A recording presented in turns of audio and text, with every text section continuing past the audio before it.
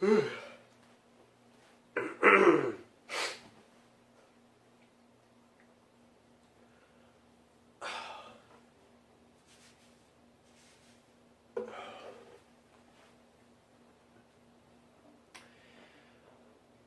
you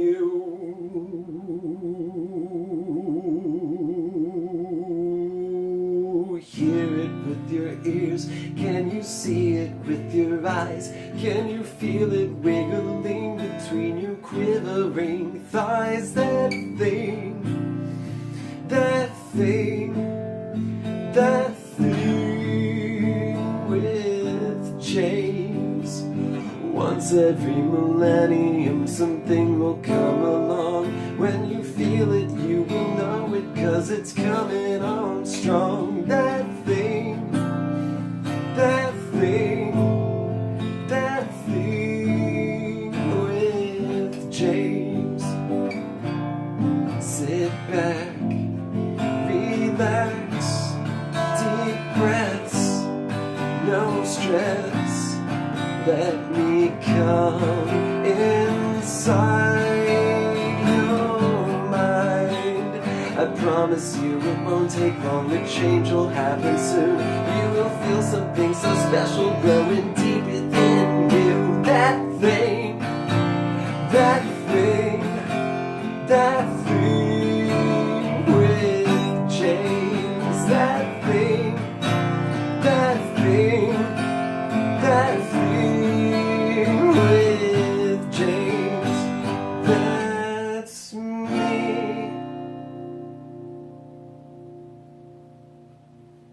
Thank you, thank you, thank you, thank you, thank you, thank you, thank you, thank you, thank you. Welcome to episode 3 of That Thing with James J. Asher II. That's me! Notice something different? Go on. I'll give you a second to guess. If you're watching the video, you've got a huge advantage over the people on audio. People on audio, I feel sorry for you. You're catching up to this so much later than the video people.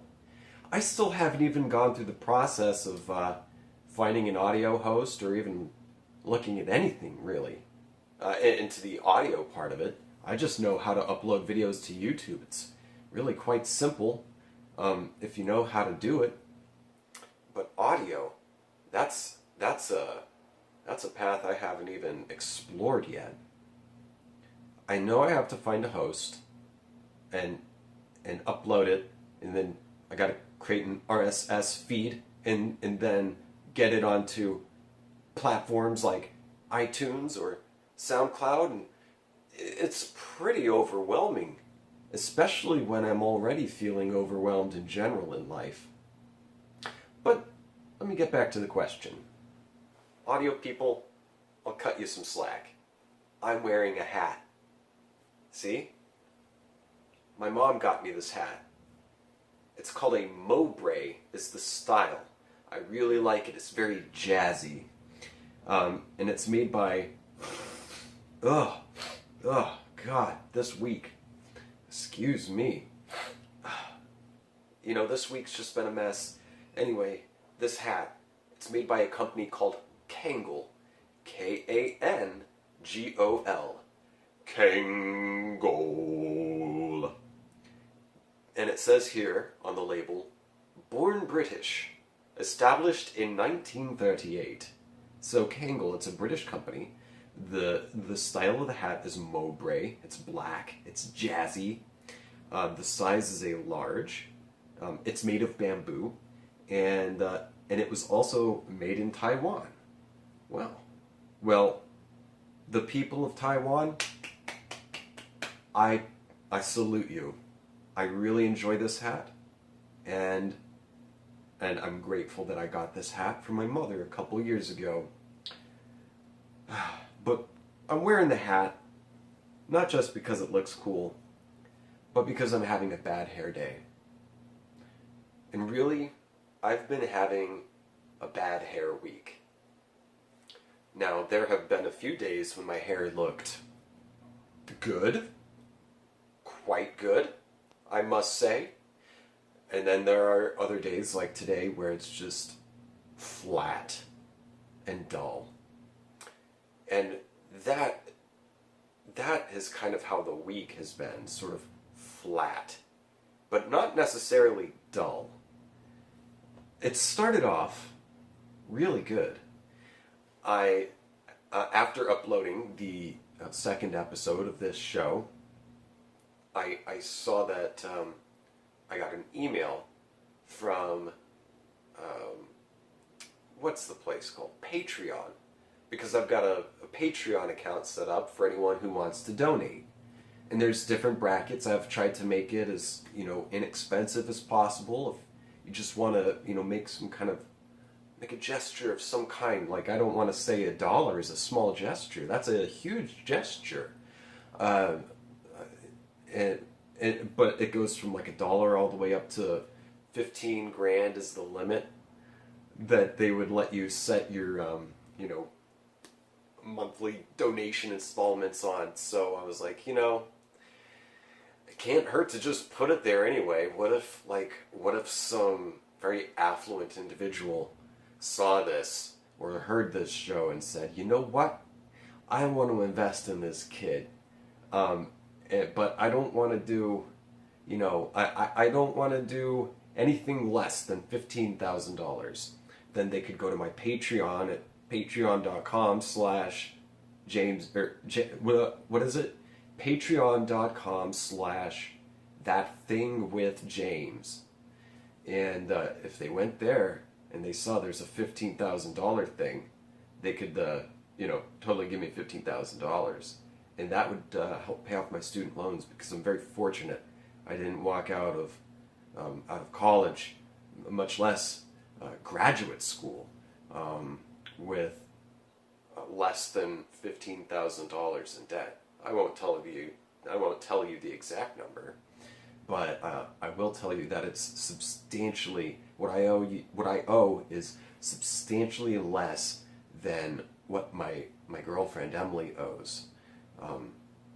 And she only did undergrad. She graduated undergrad, and she walked away with a lot more debt than I would have made even if I hadn't had the benefit of programs like OLAP in Oklahoma, which I don't believe it exists anymore, but OLAP paid for my tuition throughout all of undergrad. And then I sustained a back injury when I was 20 years old. I broke my T8 vertebrae. I might tell you that story later, I might not. If you keep watching the show and I don't tell you the story tonight, because I'm filming at night, I'll definitely tell you the story of how I broke my back at some point, because it had a large impact on my life. So, through physical therapy, I forget what it was called, like vocational rehab. Through vocational rehabilitation, I also got a little bit of more money. They paid for my books. And then in grad school, I was a TA, and I did other stuff. Oh, I did work study as well in undergrad, mostly in the costume shop in the theater department. And then in grad school, I was a TA, and I did other stuff. So I had a little bit of help there, but really, grad school was the only school I had to take out student loans for. The other one, I didn't really need it. Just live off beans and rice. I'd much rather live a life that I find enjoyable and happy while eating beans and rice, instead of drowning in debt. I don't like that. But anyway, back to the hat. I'm wearing the hat because it looks cool, and the second purpose it serves is that I'm just having a bad hair day and having a bad hair week. And what was I talking about before? At the beginning of the week, good things happened. I got my first donation on Patreon from a very good friend of mine named Josh. So, shout out to Josh. Josh, shout out. I'm shouting you out, Josh. I'm sorry I'm not actually shouting right now, but I have neighbors, and I'm not that much of a dick.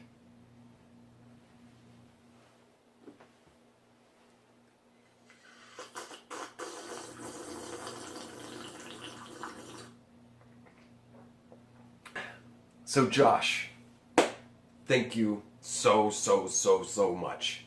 I was not expecting that at all. I was not expecting to get a patron. A patron of my work. A patron of my art. 2 episodes in. 2 episodes in, man. You made me a professional podcaster. What the hell? How did this happen? I'm still stunned that I'm a paid professional podcaster 2 episodes in. And this is still a small thing, baby. Josh, thank you so much, man. You are awesome. You've always been very supportive. And for those of you who don't know Josh, he's a friend of mine from a small town I grew up in Oklahoma. And Josh was one of the people who took me in pretty soon after I moved there. I believe I mentioned in the first episode that I had kind of a rough time after moving from New Jersey to Oklahoma. I had a tough time making friends and stuff, but Josh was one of the first people who was my friend. And he's still a friend to this day, and he's clearly very supportive because he made me a paid professional podcaster this 2 episodes in. So, man, I really didn't expect anything out of this show. I just wanted to do it. It just seemed like something fun. I remember when I was in junior high, I had like a cheap little, like a Logitech microphone that I kept on like a clamp on the side of my monitor, and I would just do voice record on Windows XP, if that was what the operating system was when I was in middle school. I think it might have been, I think it was XP. I think 97 had been phased out. Windows 97, 98. I don't know. Anyway, I used to just record a radio show on my computer by myself because I spent a lot of time alone, and I had to come up with ways to entertain myself. And so making my own radio show, I did a radio voice and made up all sorts of bits, and I'd have my parents on as guests. I'm sure those recordings are long gone because the computer's long gone. I used to build computers for fun. My dad got me into it. He's a nerd. Oh, my dad's a nerd. And I am a nerd too. So he was into building computers, buying parts and putting it together himself. I used to help with that, and I used to build my own stuff. He helped me out buying parts. I would save up money to buy stuff. And it was fun. I still enjoy computer stuff. Computers is good. I like cyber. Cyber's good stuff, man.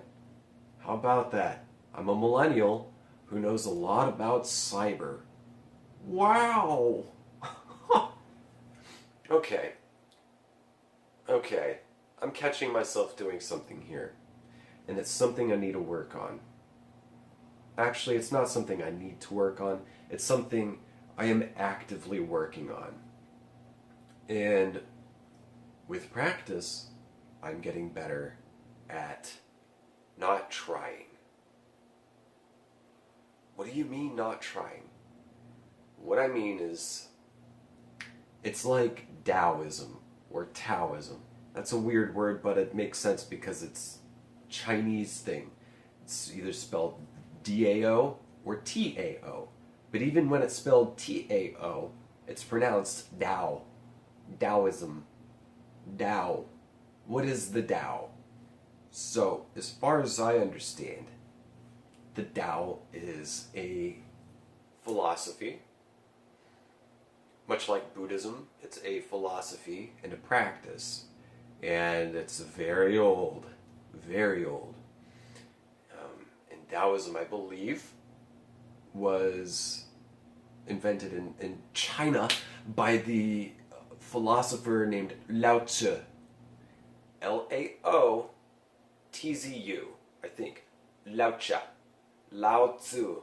Or Lao Tzu. Lao Tzu. Lao Tzu. Yeah, that sounds right. Lao Tzu. And he had all sorts of really great stuff to talk about. Like, life is a river. And you are floating on that river through life. So what is it like to float on a river? Well, you're on water. You're floating because you're hopefully buoyant. Not everyone is so buoyant. I don't think I'm that buoyant. I'm like skin and bones. And, well, anyway, you float on the water. And the river, it might go straight for a long time. It might curve. It might be wide. It might be very narrow. It might be slow and lazy. Or it might be fast and rapid. It might be rocky. It might be placid. When you're floating on a river, the current, if it is strong, carries you. So you have limited control over where you can maneuver. If the water's more slow and lazy and more placid-like, you can swim around more easily. But if you're caught in rapids, man, you're getting whipped all around, all over the place. And that's just a metaphor for life and what it's like to go through life. And it also acknowledges that you don't have full control over things. You don't always have control over what direction you want to go, how fast or how slow you can go. Sometimes you can't help but run into a rock. Sometimes you might get sucked under. You could drown very well. Taoism accepts that life is bigger than you, and that you might have some small amount of free will. I don't know if I want to really use the word free will, but will. You're able, like I was talking about in the first episode with like 80-20, you can, all of the forces in life, of all the forces in life, your will is probably less than 20%. But let's say if your will is 20% of what happens to you, you're able to control 20% of the things that happen to you in your life, then the remaining 80%, you have no control over. I don't think we have, I think we have some control to a certain extent. And that extent, I don't think is a static percentage. I think with more awareness, one might be able to make use of their will more so than someone who is less aware. And when I say aware, I just mean like out of your head. Not like insane out of your head, but you're not living in your head. You're not interpreting everything through your thoughts and through your analysis and through your inner monologue. No, when you're outside of your head, you're just living in the space around you. You're actually listening, feeling, seeing, smelling, tasting, experiencing real things happening to you instead of stuff in your head that you're trying to force or trying to spin some kind of angle, find some kind of perspective on something. Like, and perspective is an important thing, but it can be abused. You can try to do like what, you know, a lot of news media and politicians, or pretty much anybody, not just them, anybody, try to spin, try to twist the story to fit some kind of narrative that you're pushing. Really being aware is to not push some kind of narrative. It's just to be, to exist. And to exist and to just be is what Taoism, much like Buddhism, strives to achieve. And there's a bunch of great one-liners that Lao Tzu wrote. I can't remember any of them right now because I haven't thought about it in so long. But Taoism accepts that everything has its sort of purpose because everything influences everything else. And it's an absolute miracle that you and I even exist. If one piece of gas percentage of nitrogen in the air were off like 0.5%, we'd all be fucking dead or something. I don't know the percentages off the top of my head, but this book I've been reading goes into a lot about it. It's a book called A Short History of Nearly Everything by Bill Bryson. I really like Bill Bryson. He's a fun writer. The first book of his that I read was Neither Here Nor There, where he goes on a trip through Europe, tracking the steps that he took as a young man in his 20s in the 1970s, backpacking through Europe. He goes on the same path that he took now as an older man. I think perhaps in his 50s or something. He's got a child and everything, and he's an adult. And he writes about his exploration and musing on how things have changed between when he was a young man and when he's a middle-aged to older man.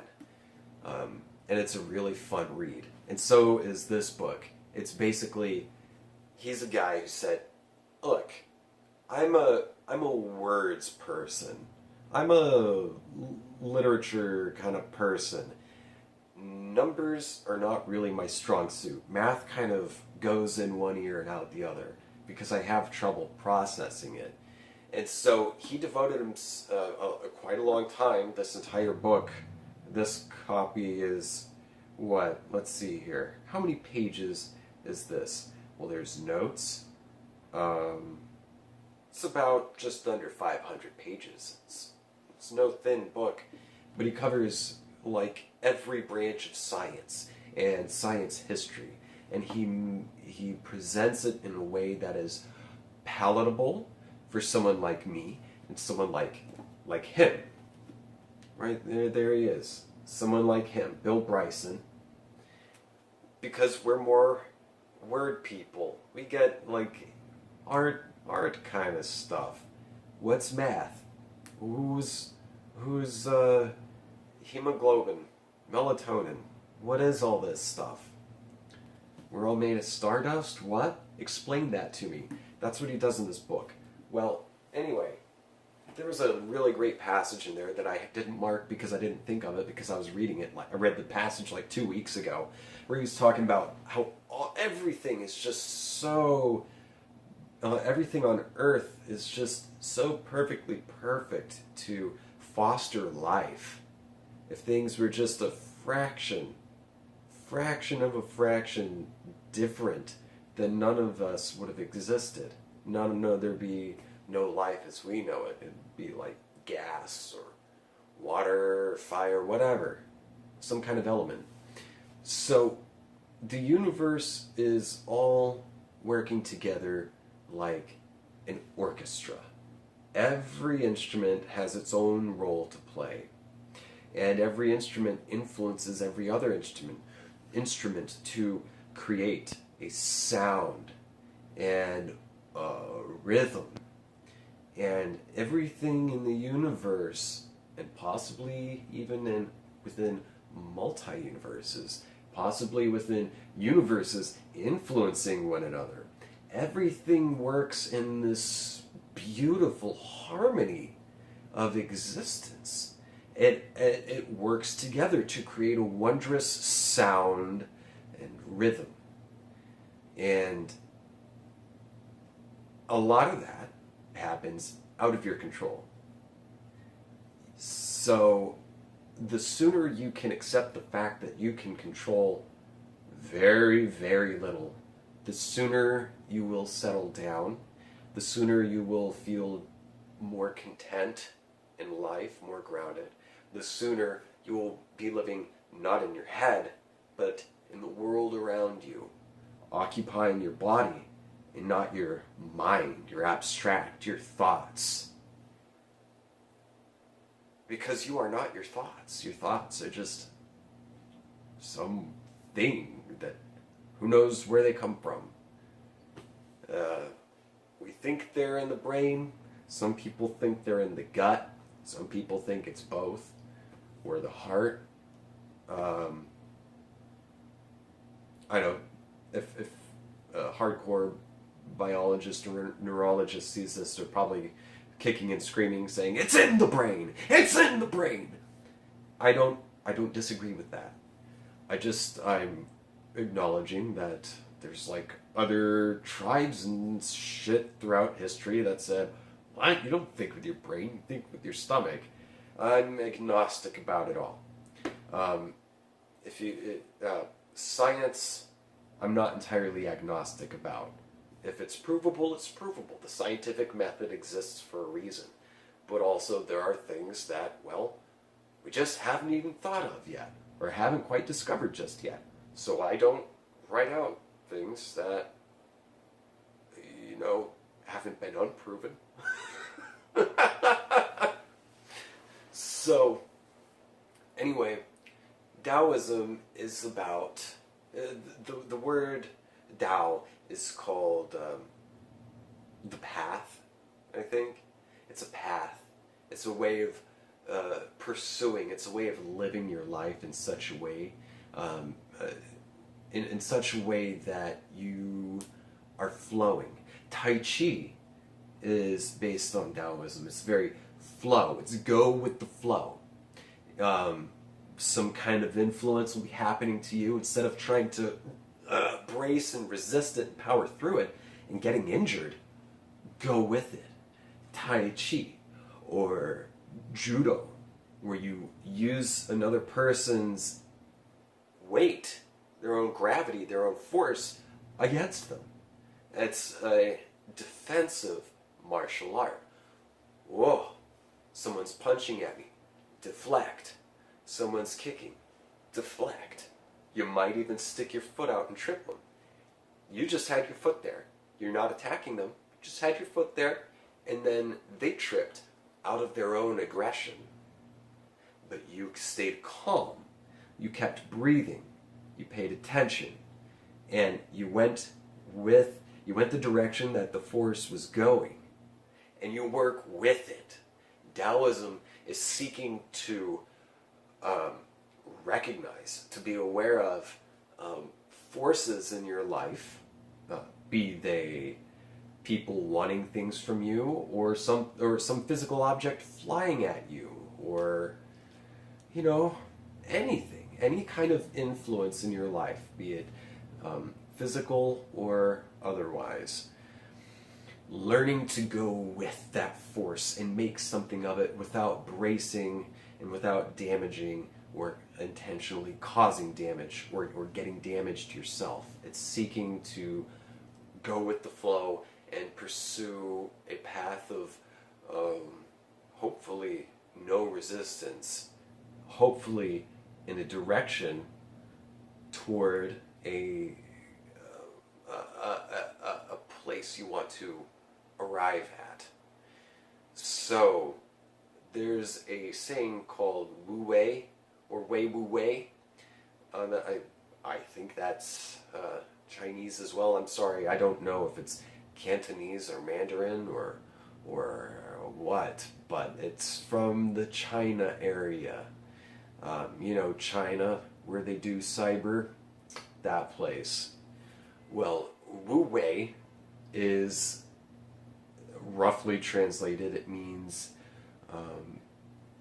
oh, acting, or like acting without force, doing action in action, which is not to say doing nothing, because even if you're doing nothing, you're still doing something. If you're just sitting there, you're still sitting. So anyway, it's pursuing a path of action without force. It's pursuing an action in a very smooth way that is harmonious with all of the other forces around you. And oftentimes you see more success with something. If you're going to do something, you have a better chance of succeeding in doing it if you do it through wu-wei, through lack of force, through going with it, through not pushing it. So, a little bit ago I mentioned I keep doing this thing and I don't want to do it. And I'm always working on myself to not do it. And that thing is trying. I have a habit of trying too hard. Because of a million different things, my friend. And I'm not going to sit here and try to think of them all, because this is not a traditional therapy session. But, you know, things can be a therapy session. This could be therapeutic for me. It could be therapeutic for you. Why not? If we find some type of insight and walk away from this better people than we were before, then I'd say that's pretty damn therapeutic, because it makes you feel good and it helps you understand things. So, trying too hard is something I want to please. I want approval. I want to please. And I want to be proud of myself for having done good, or having exceeded my own expectations of myself. And oftentimes when I try, I end up getting so nervous and so much in my head that whatever I do ends up shitty. It just goes to crap, because I'm nervous and I'm trying too hard, and then I'm forcing and not being myself and not being wu-wei. I'm not just breathing and being my natural self. And as an actor, this is a subject of great importance to me. I don't want to force, I don't want to be unnatural. And that was my biggest obstacle in acting classes in general and in performances, is trying too hard, because you become aware that you're being watched and you go, oh, I'm being watched. I better start doing something. I better appear some certain way so I have some kind of influence, so I want them to think of me this certain way, so I gotta do this. I gotta, okay, how do I do this? Oh, okay, tomorrow, and tomorrow, and tomorrow. That is not good acting, because you're trying too hard, because you're not being natural, because frankly, you're acting, and you're not doing it well. What is acting anyway? Well, the word act. To act is to perform an action. Performing an action is doing something. And that's all acting is doing things. Not performing as if you're doing something. Not, I'm sitting here. If I were to do something like, say, if I were to read the back of this copy of Journey to the End of the Night by Celine, an utter snore of a book. Baby, I have tried so hard to get through this thing, and I've got like 100 pages left, and it just gets more and more boring. Anyway, if we were doing a scene and I was supposed to, in the script, and the director says I'm supposed to read the back of this to myself, I'm sitting here, and while I'm reading this, another person enters the scene and talks to me and asks me to do something. So I'm trying to read this, and now someone's coming in and trying to get in the way of me completing my reading of the back of this book. That's already drama, man. That's theater. Oh shit. Oh shit. We got an inciting incident because I'm about to get interrupted. So I know as an actor, I know I'm about to get interrupted. So if I'm reading this thing, am I supposed to just sit here and pretend like I'm actually reading it, and then I wait for the other actor to come in, because I know they're going to come in, and I know they're going to interrupt me, so I'm just going to sit here and pretend like I'm reading, and then when the other person comes in, it will be kind of like, hey, oh man, maybe not that bad, but audience isn't stupid. You pick up on stuff. You're a keen observer. Yeah, you're a keen observer. You're smarter. You're probably smarter than you think, and probably a lot more observant than you think. There's a lot more going on than in your surface consciousness. Like, you're picking up on a lot of stuff that you're not fully aware of, and that's how you can tell when, oh, this is not great acting. I can't quite tell what is wrong, but something just seems a little off. Now, if I were sitting here pretending to read, and then someone came in and interrupted, and I looked up, you could probably tell, like, you weren't fucking reading that, man. You're a hack. I don't like your shit. I'm going to devote a whole subreddit community to what an awful actor you are. Instead of, if I were to sit here and actually read it,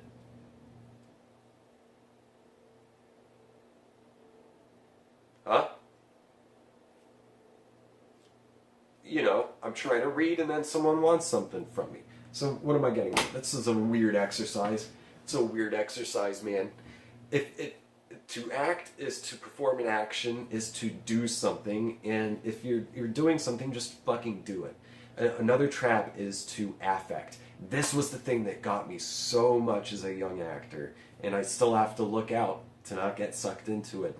When you're reading the emotional arc in a script, and it says here, the character I'm playing is supposed to cry. I don't know if I can make myself cry. So then a younger actor would try to force themselves to cry. They would think of all sorts of just negative things, or try to work their body and breathing in such a way to try to get some tears out or something. And essentially they're trying to control the situation, trying to control their emotions, because they want to do good, and they want to please, and they want adoration. They want people to say, oh, you did a good job. Get that approval. The actor reads that they're supposed to cry, and they freak out, and they might actually start crying because they can't bring themselves to fucking cry on demand. You can't control your emotions, so why bother? You can't control your emotions. Emotions are fickle. You're not always going to feel a certain way, especially if you're doing something in theater. If you're doing a role over and over and over again, you're not always going to feel the same way, because you might just be having an off day, kind of like I've been having an off week. Am I ever going to get to that? I don't know. I'm busy talking about acting shit right now. Hopefully it's interesting to you. I find it extremely interesting. I find it To me, studying acting is not just studying acting. It is studying life, humanity, how people behave, how they interact, how they react, how things happen, why things happen, what effect does it have on shit. I love it. Well, you can't control your emotions. What can you control? You can control your actions. You can control your choices. So what does that mean? Choices. Oh, you made some strong choices. To make a choice is to pursue a certain goal that is physically, like literally achievable within the scene. I've got a book somewhere around here. I got a million books, man.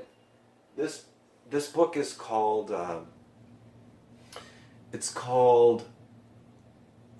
the handbook for the actor's handbook for practical aesthetics.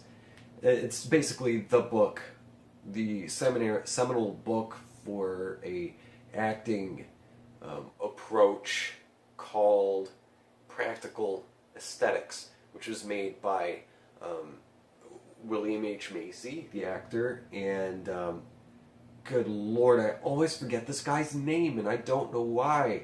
He's so good. He wrote Glengarry Glen Ross, American Buffalo, all sorts of good shit. He's a Jewish guy, and I'm pretty sure he's from Chicago. And I've got to look his name up because it drives me nuts how I always forget it. What is his name? Bear with me now. Well, William H. Macy and this writer, whose name I'm just about to look up, Glengarry Glen Ross, written by David Mamet. Yeah. William H. Macy and David Mamet were friends. They were like hippies, like 1970s theater, man. The shit I wish I was around for. 1970s hippie shit. They met. Mamet was, I believe, older than Macy, but they met and they became friends, and they developed this acting approach based off of two things. Based off of the Meisner technique, Meisner acting, because that's what they studied, and I've studied Meisner as well, a couple different classes. I around this time last year, I was just starting in a Meisner class, but I had to drop out, man. It's just, I couldn't afford it, which sucks because I really want to just be in an acting class and continue to get better and meet people and do the thing. But it's expensive, and I can't afford it. And I don't want to have to find a second day job to be able to afford it, because I kind of like the way I get to live right now. It's not ideal, but it's pretty close to it for me. I'm pretty close. Pretty close. If I didn't have to wake up at a certain time on certain days, that'd be really good. Consistently. I would always get up for a gig. If I got a gig, man, I'd be happy to get up. But for like a day job, it's just never ending.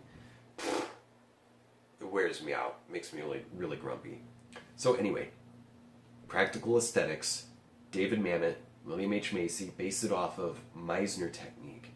And so Meisner technique was the first thing, and the second thing was Stoicism. The Stoic writings of, I believe the philosopher's name was Epictetus. I think that was his name.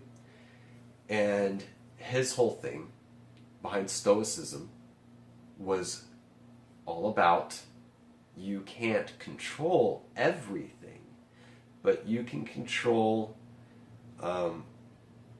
your intentions.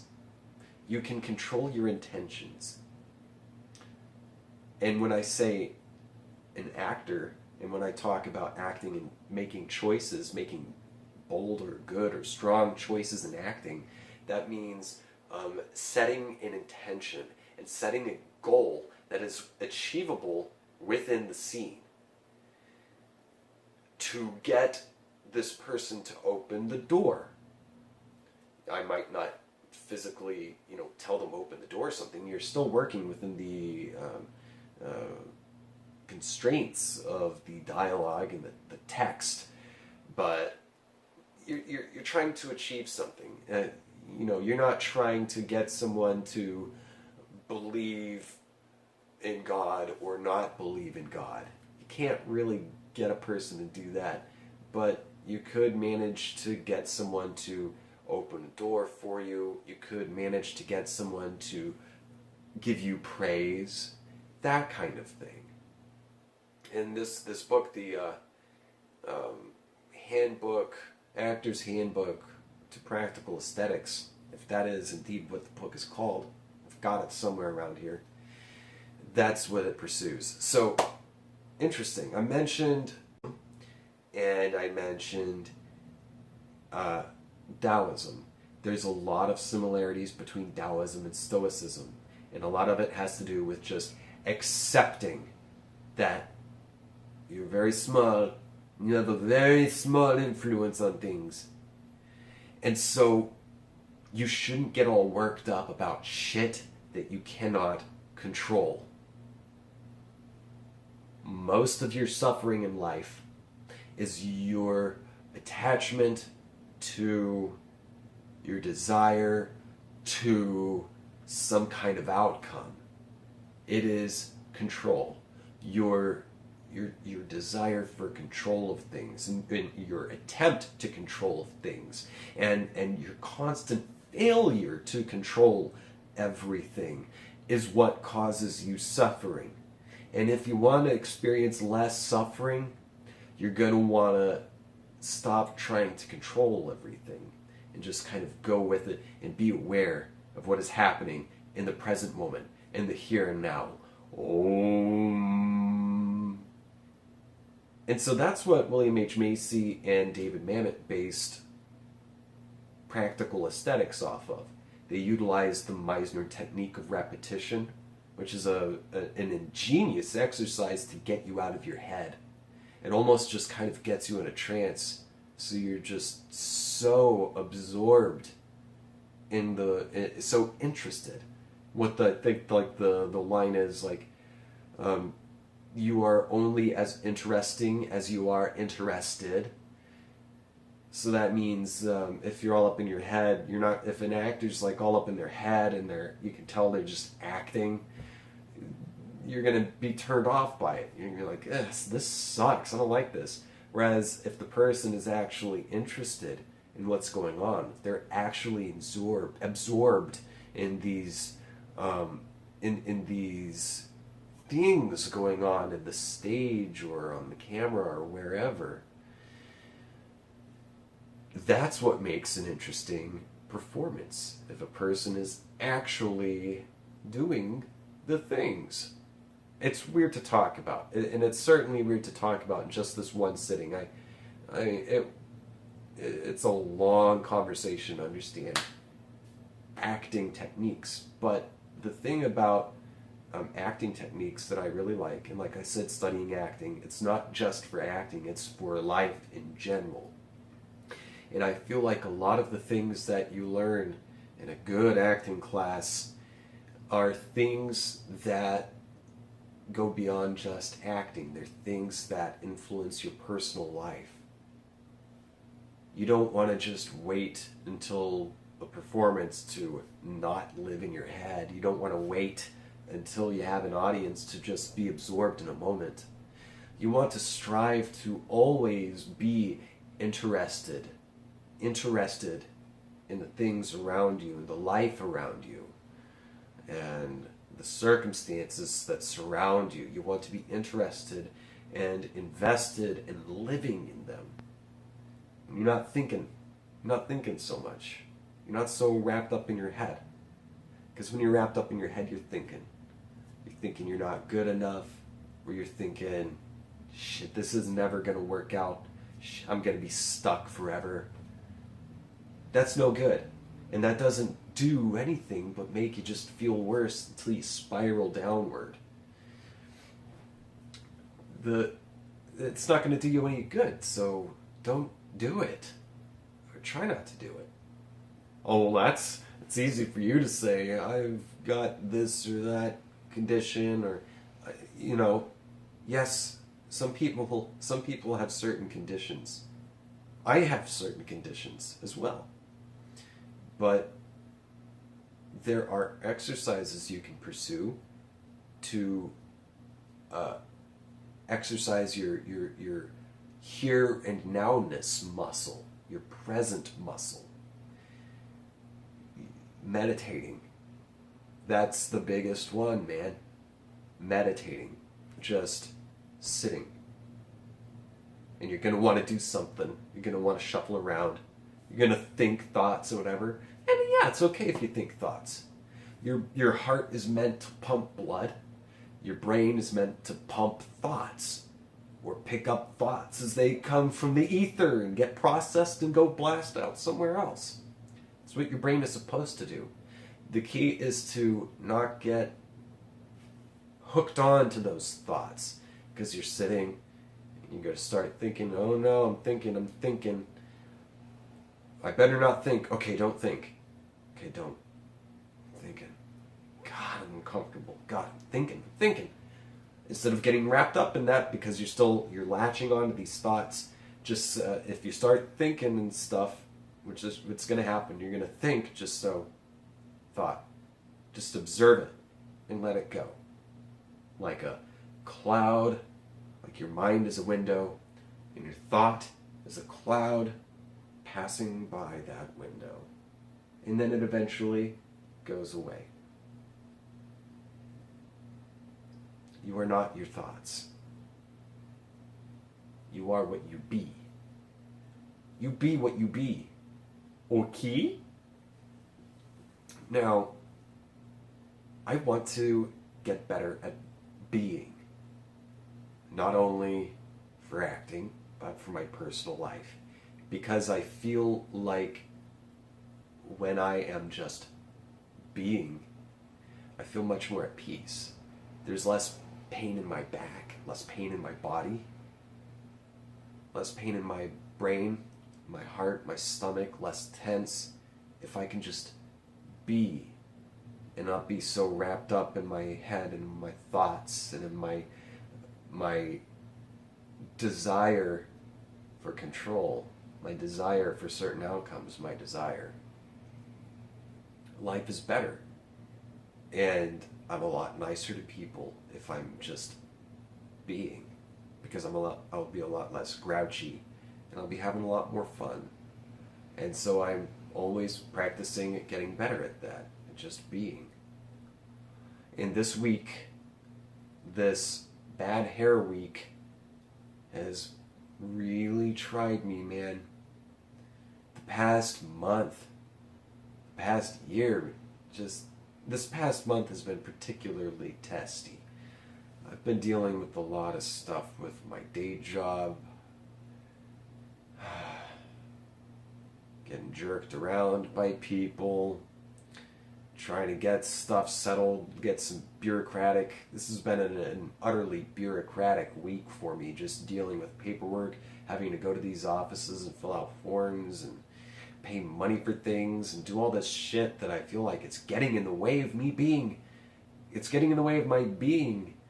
And I just get pissed off that I have to go do this thing and deal with traffic and go get this taken care of. And oh, there's another fucking issue popping up, and this is a never-ending saga of just annoyance. That's kind of life the past couple of weeks. And I feel like if I had not been so caught up in all of it, if I had been able to just be, it wouldn't have been such a bad hair week. It would have been a lot less of a struggle for me if I just kind of like, just breathe, just go with it. But no, I had a rough week dealing with all sorts of bullshit, man. But it needed taken care of. I needed to get some stuff registered, yada yada.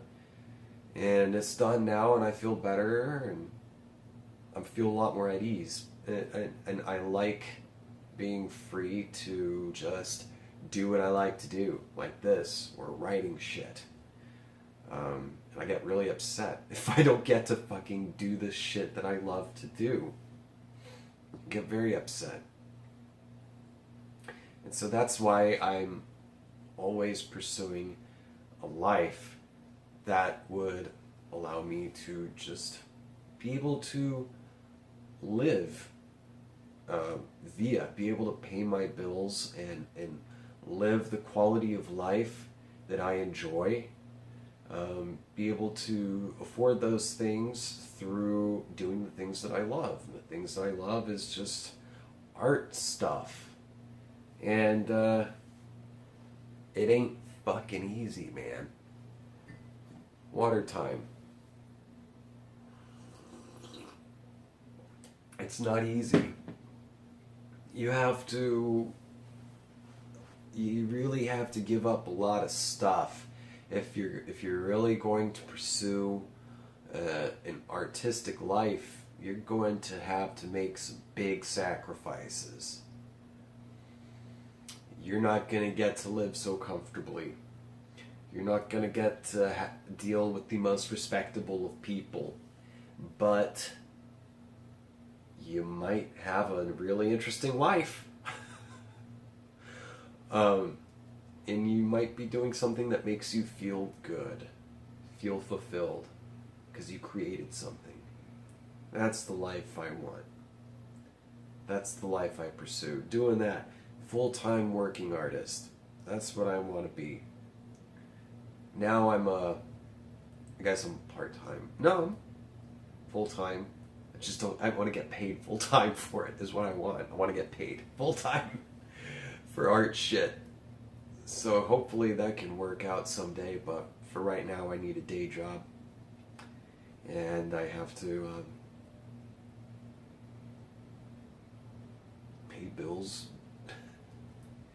I gotta whore myself out in ways that I don't necessarily like whoring myself out. I'd rather whore myself out the way I want to whore myself out. Yeah, I'm getting bored of this line of thought, so let me read something to you here. This is Finnegan's Wake by James Joyce. This is a weird book. My girlfriend got this for me on my 27th birthday because I was asking her for it. And I have not even gotten anywhere near halfway through it. I'm maybe like 1/5. I'm a fifth into the book. And that is including the copious dozens of introductory stuff. So I'm really not even a fifth into the book. I'm barely scratching the surface of the book. But it is so wild, man. Let me see if I can find... Here it is. The beginning of Finnegan's Wake by James Joyce. It's so weird. I love it. It's a funny, goofy book. He makes a lot of portmanteau words, a lot of silliness, kind of like Lewis Carroll's Jabberwocky. I think it was Lewis Carroll who wrote that. Well, anyway, river run past Eve and Adams, from swerve of shore to bend of bay, bring us by a commodious vicus of recirculation back to Howth Castle and environs. Sir Tristan, Violer de Mor, Frover the short sea, had Passencor re-arrived from North America on this side of the scraggy isthmus of Europe Minor to wield their fight as peninsulate war, nor had top Sawyer's rocks by stream oceane exaggerated themselves to Lawrence County's gorgeous while they went Dublin their mumper all the time, nor a voice from a fire bellows mish mish to toff Patrick, not yet, though very soon after had a kid scad butt-ended a bland old Isaac, not yet, though all's fair in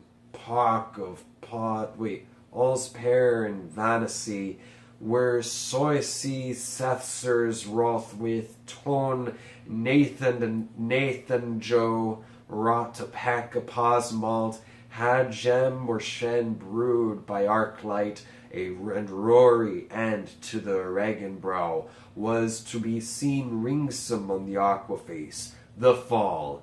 Ba ba ba lagara taga daga mimaron or cornderon bron or toneron or turon thron ron von haron Sean Khan tu renen thurathunk of a once while straight old pair is retailed early in bed and later on life down through all Christian minstrelsy. The great fall of the off-wall entailed at such short notice of the shoot of Finnegan, erst solid man, that the Humpty Hill head of himself promptly sends an unquiring one well to the west in quest of his tumpty toes, and their upturned pike point and place is at the knock out in the park where oranges have been laid to rust upon the green since Devon's first loved Livy. What? Exactly.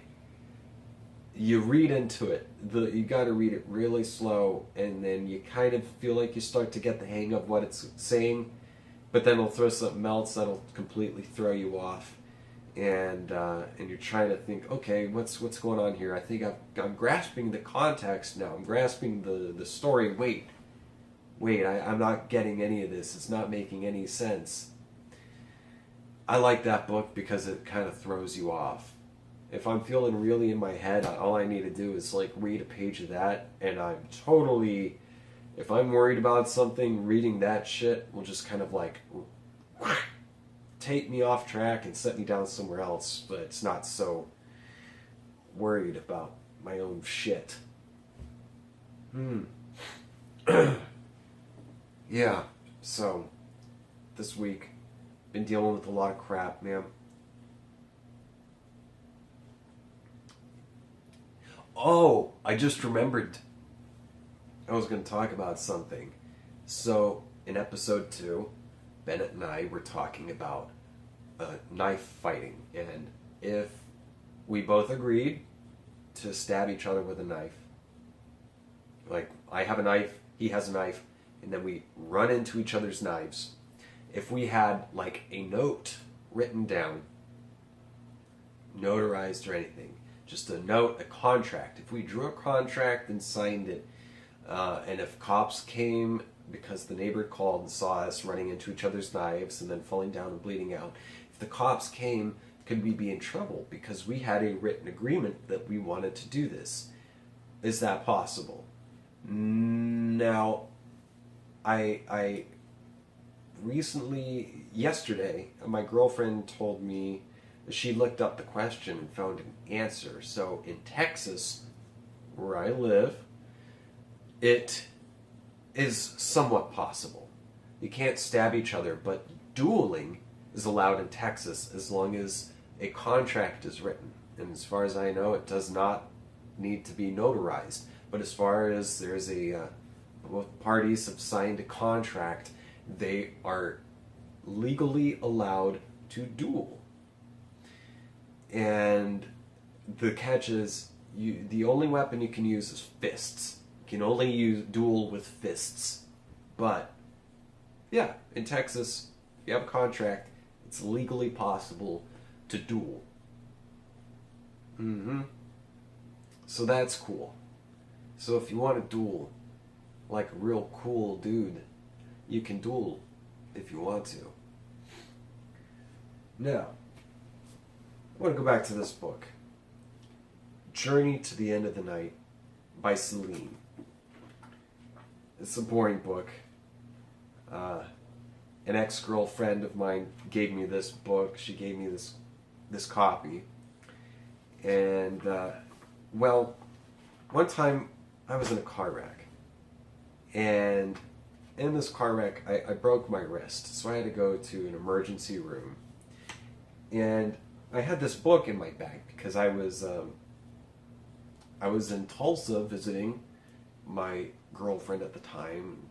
She gave me this book, but anyway, I was going up to visit her, and I was driving up there in Tulsa, and I had this book in my bag, and I got into a wreck in downtown Tulsa because I was trying to turn around. I went too far, I missed my exit, and while I was trying to get out of downtown, this middle-aged lady in a white sedan ran a red light. She was lost. Ran a red light. Totaled my car. It was my first car. It was a midnight blue Chevy HHR, which I called the Magic School Bus because it was a cool hatchback. And everywhere it went, there followed it left a cloud of cannabis smoke. The Magic School Bus. And, well, I wasn't smoking when I was in downtown Tulsa trying to turn around, but I had a green at an intersection of 4th and Cincinnati. I'm going through. The other lady runs a red light. She's lost, not paying attention. Boom! We hit, and it totals my car. And as we're going, it's all slow motion. I'm slamming on the brakes, and I know it's too late. We're going to impact. I've got my hand on the horn in the middle of the steering wheel when my airbag, when the cars hit and jerk into each other, and then the airbag deploys and then further jams it back, and I broke my right wrist, which really sucked because I'm very much right-handed. And I ended up going to an emergency room, and there I was sitting here trying to read this book. My mom came and picked me up because my car was gone, and I had to go back. I was staying with my parents at the time because I was just out of grad school and just kind of recouping before I moved ultimately to Austin. And there were these girls, larger girls, goth girls, a couple Oklahoma goth girls sitting across from me in the emergency room. Been sitting there for 2 hours. These two girls, pretty big girls, come in, they sit down, a couple of Oklahoma goths, very clearly. They're sitting across from me, and I'm sitting with my mom. And the girls are just kind of like whispering to each other, and then like looking over at me every now and then, and it's like giggling and whispering to each other again. And eventually, one of the girls looks at me and is like, "My friend thinks you're cute." And I was like, "Oh, great, yeah." And I don't remember all the conversation, but she wanted to fuck me, essentially. And then she said she thought I was really cute. She wanted to totally fuck. Like, she would have crushed me, man. She sat on my face. I might have suffocated. But at least I would have died doing something fun. You know, making someone feel good. That's what life's about. Making someone feel good. Get suffocated, eating ass. Well, she gave me this card. Her name is Ariana. I wonder if she's going to see this or hear it. Her name's Ariana, and she's the director of the Gypsy Fire Belly Dance. Gypsy Fire Belly Dance. Exciting and ethical entertainment and classes. She gave me this business card for her Gypsy Fire Belly Dance classes, and on the back it is written, "My friend wants your number. If you want to talk, text her." And then it's got her number, which I'm not going to show you, but yeah, I got that, so I saved it as a bookmark for this book that I'm probably never going to finish because it's that fucking boring. This book, this is the book that the song End of the Night by The Doors is based on. End of the night, end of the night. Oh wait, summer. How does it go, man? Summer born to the endless night. End of the night. End of the night. Well, that song's based off of this book, Journey to the End of the Night. And my girlfriend at the time was really into Jim Morrison, and she found out that this book was the basis for that song, so she got the book, and then she gave it to me because I was like her Jim Morrison, and then life happened. We went our separate ways. C'est la vie. That's life, man. It happens. Well, what to talk about now? I just feel totally, like, drained today, man. I almost didn't record this because I felt so off. I know what I'll do. I'll play a song for you. How's that? You want to hear a song? I'll make a song for you. Let's see if I can do it. Play some guitar. This is more of a guitar day for me. I especially if I'm having trouble just focusing on anything. I'm not supposed to focus on anything else in particular. Maybe I'm supposed to play. Get kind of itchy here, but just play something, you know.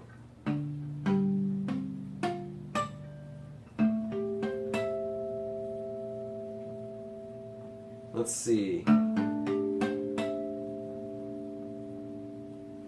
Let's see if it's in tune.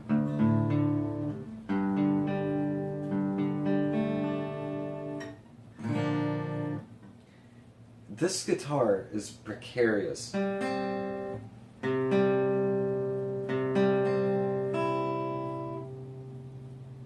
See, it's...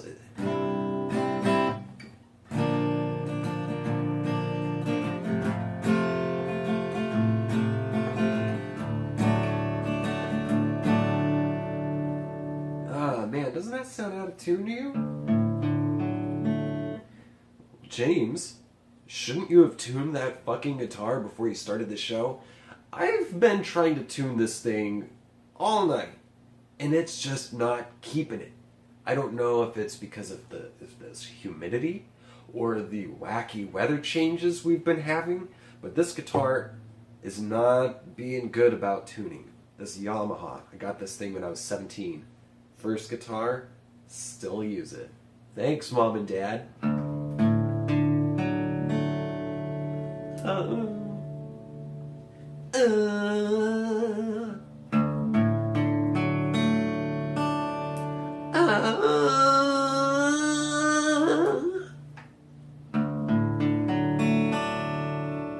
Sounds a little better.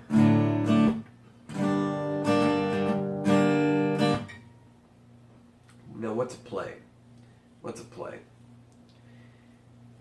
Maybe I can try playing a song I wrote.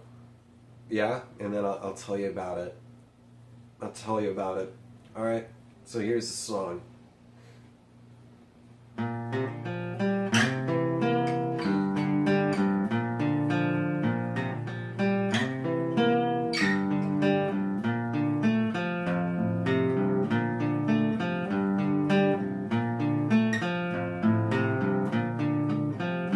It's hotter than hell in this tinder box, researching the cost of canceling an unexpected plan. Am I the kind of man to dream of babies holding my hand? Aboard the thought, try to understand. We've got some plans, they're uncertain, but they sure don't include an added cost like you. Maybe I know it might be a selfish thing to do, but sacrifice sacrifice is the price for dreaming better and new. And who knows, I just might up resenting you. And who knows, I just might up resenting you.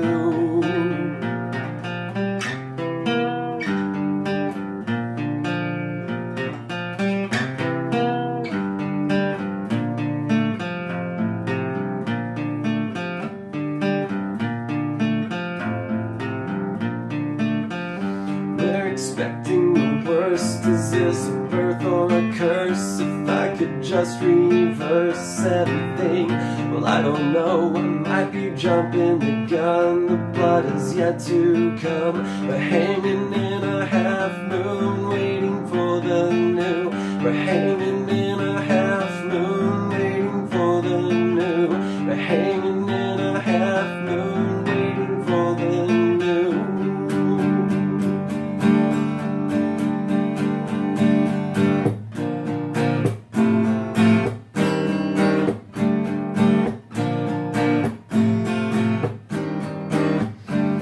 No matter how much you plan, things will never end the way you wish they would. You better get used to that man. Loosen up, tightness, what's the use? You lose yourself to thought abuse. Control the future, you can't do the outcomes with or without you.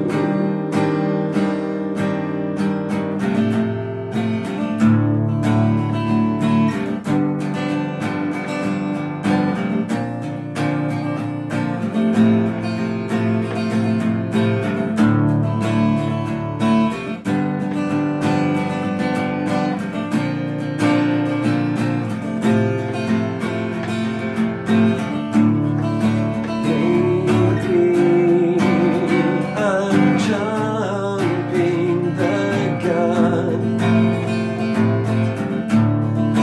Baby, I don't know if I pulled out in time.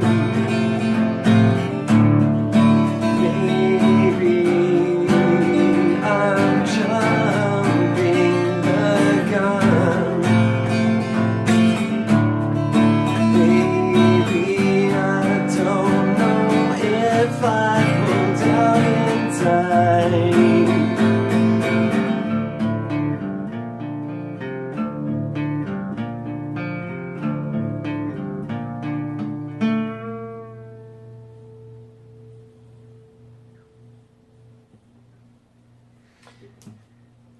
A little shaky there. I get so nervous if I know that someone might be watching me play guitar. I get so nervous. Shaky. That's another problem. I get shaky when I get nervous. Yeah. And I get nervous because the guitar started going out of tune again, man. But that song, yeah, it's about a pregnancy scare. I've had a few.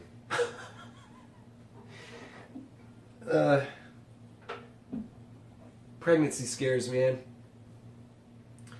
They can happen. Even if your pull-out game's strong, pre-cum can do it. Gotta watch out. That's why abstinence is the only safe way to do it. Unfortunately, abstinence, if you are not asexual, will literally turn you into a mass murderer. So it's not great. You can play with yourself. I don't think you can get yourself pregnant, can you? Anyway, yeah, I've had a few pregnancy scares. I had a friend come up to me one time and tell me about an ex-girlfriend of mine, like, oh, so-and-so's pregnant. And I'm like, I haven't seen you in a year and a half, and that's the first thing you say to me? You don't say hi?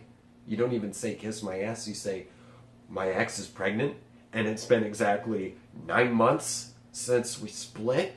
Are you kidding me? Ugh, that was scary, and I was scared to ask, but then another friend was like, dude, has she called you? Has she even said anything, asking you for money or anything? I was like, no, I haven't heard from her. And he was like, it's probably nothing to worry about. She would have called you, at least to let you know, or ask you for money or something. She would have called. Like, well, maybe so. Maybe so. I don't know for sure. Although I did suspect I was getting cheated on, so I don't know. I don't know if I was getting cheated on. I don't know if I did have a child or something. I don't know. I think I'm happier not knowing. Kid, don't come looking for me. Don't ruin my life. Come on, man. I'm just starting to get a hang of living, you know. I don't need a kid. Shit, man, I can barely fucking afford to take care of myself. I don't know if I can handle this sort of thing. Kid, sorry. Bad dad. I really do want to be a dad someday, though. I don't really think I have a kid. I had another ex state that she was pregnant twice while we were together, and I knew for a fact that that was not true. I knew it wasn't true because of a couple issues. Manipulation and stress. Extreme stress can affect a woman's moon cycle. And manipulation can cause a person to try to tell another person that, oh, I'm pregnant with your child now, to try to control that person. So, yeah, I've had a few pregnancy scares, but they were never anything really serious. I never had to, I never actually had a kid. There was never any actual pregnancy, as far as I know. And as far as I know, I wasn't that promiscuous. No one would let me be that promiscuous.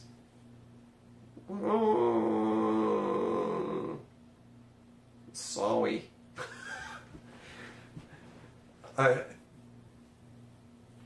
If I had, when I was single, if I had an opportunity to be a slut, I would be a slut.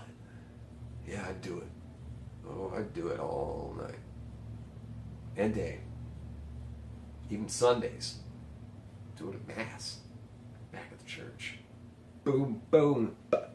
Pop, pop. Patty cake. Cream pie, Pam. Make me baby. Looks like a man. So that song that I just played is about not knowing if you knocked someone up, because it's a song about one's pull-out game. It's a song about questioning your pull-out game.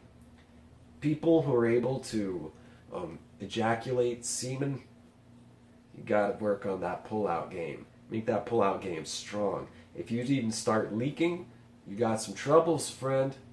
You better stop that leaking. That's why I recommend urethra cork. I never have coitus without using urethra cork. However, I always, you want to pull out before you reach maximum maximum explosion, before you meet climax, because the pressure of it, unless you're a dribbly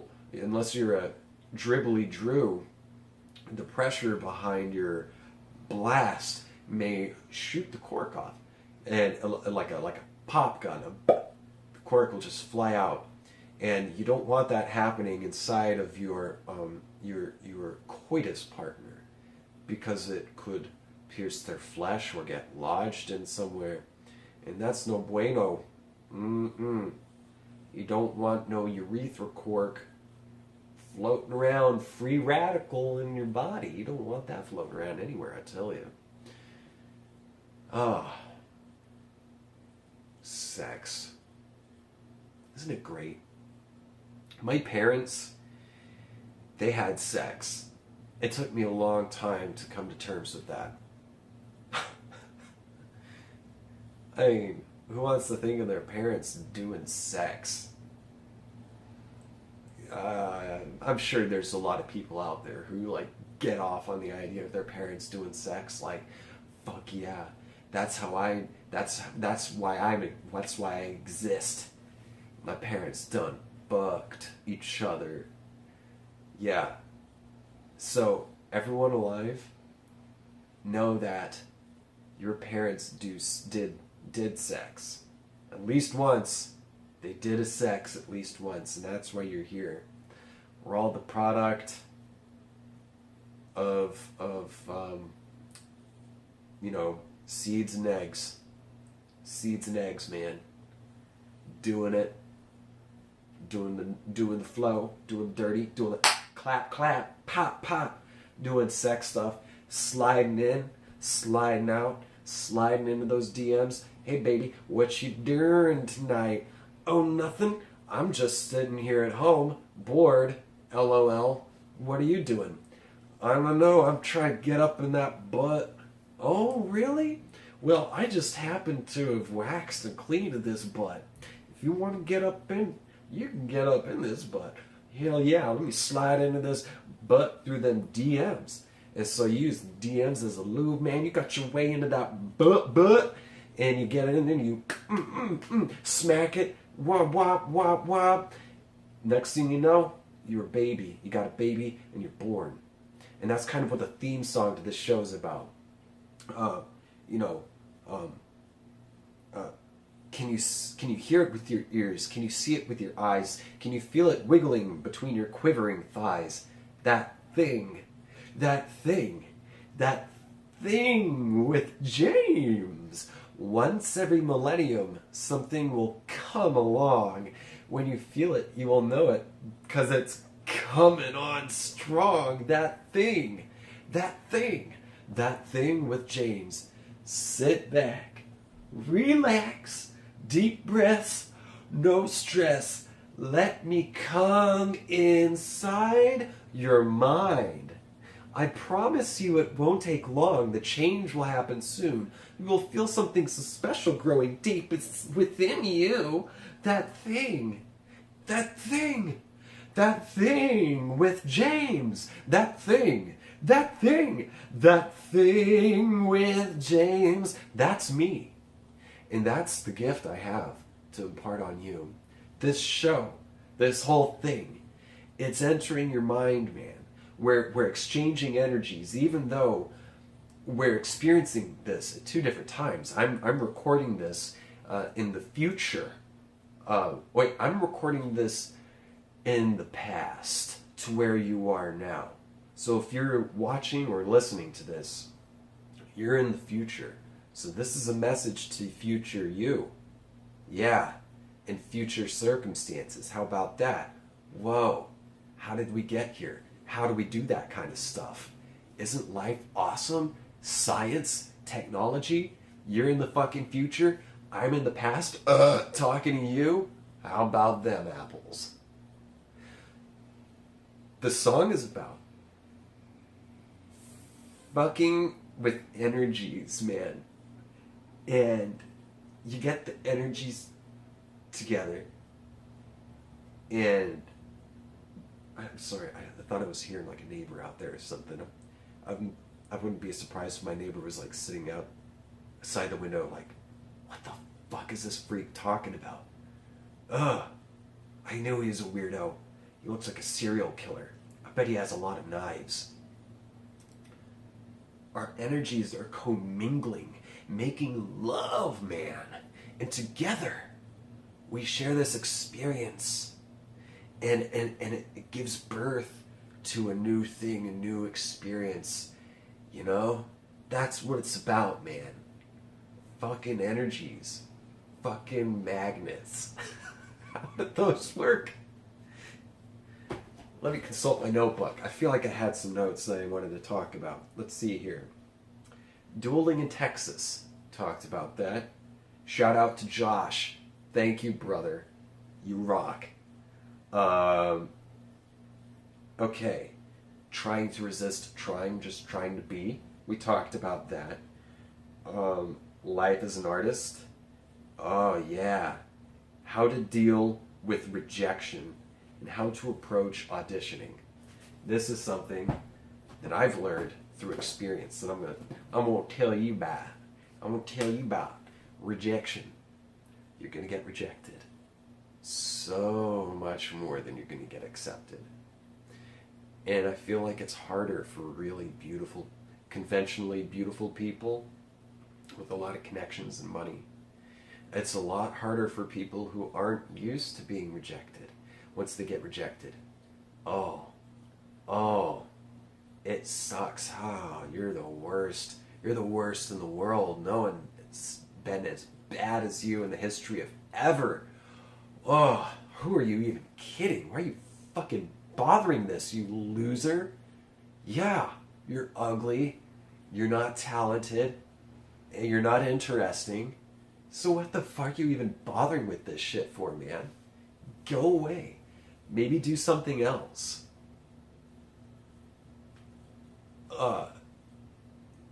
Those are the kind of thoughts you might have if you're rejected. Just get used to being rejected. What I do for an audition is I assume that I'm going to get a rejection. But the thing is, like with auditioning, this was a really hard thing for me to learn about once I started doing it professionally, was rejection is simply not hearing back. It's rare that you will hear back about an audition if you didn't get it, if you didn't land it. And the only time you'll hear back is if it's like a note, if it's something you really need to work on, or if it's something that they really liked and really wanted to tell you about. Those are like the only times you'll hear back on an audition that you didn't book. But one of the ways that helps my performance and helps my nerves is to approach the audition as if it were the gig. Because honestly, auditioning is a large part of your job. It is your job. But the thing is, you've already been selected to show up to a thing. Now you get a chance to perform. How often do you get to perform? I mean, sure, you can fucking perform for your cats and dogs and the homeless person sleeping on the bench in the park. But how often do you get to, perform in a like a set up performance area? You get to perform and audition, and so just treat that as the job. Treat the audition as if you would treat the gig if you had booked it. So it's like, oh, I got an audition? Cool. I already got the job. That's not what audition's for, but your job is to audition. I already got that job. I already got the job to audition. So I'm already hired to audition, which means I'm already hired to perform this thing. So this will be fun. And that's what's helped me, that kind of stuff. But you're going to hear no, as an actor, you're going to hear no a lot more than you're going to hear yes. Lots and lots and lots and lots and lots and lots of no. Lots and lots and lots and lots and lots and lots of no. Lots and lots and lots and lots and lots and lots and lots of no. Oopsie. Was that me? You're gonna get told no. Gassed myself. You could. Oh, God, I gassed myself. I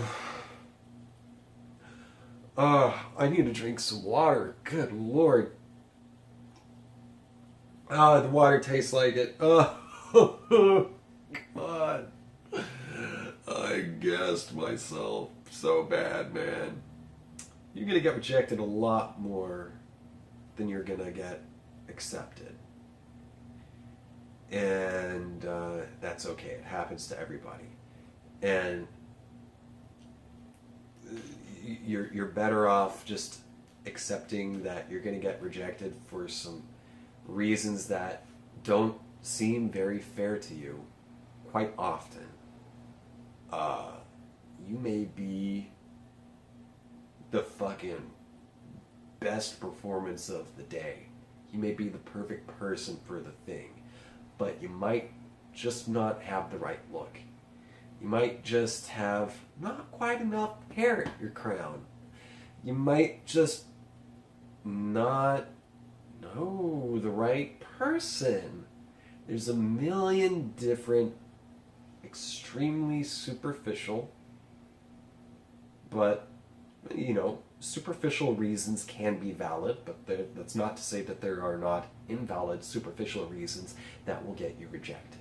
And you will get rejected. Often for just small things. Yeah. And also, the people running the audition, they want you to be good. They want to get the fucking process over with. They want to go do the job. They want to do the job. That's the fun stuff. Auditioning is just a boring necessity that they have to do. And they want the job to be easy. They want you to be good. They're like, I hope the next person that comes in here is going to be the one. So that's what they really want from you. Unless it's a really vindictive shithead who's having a bad day. Most of the time, the people running the audition want you to be great. They want you to be the one.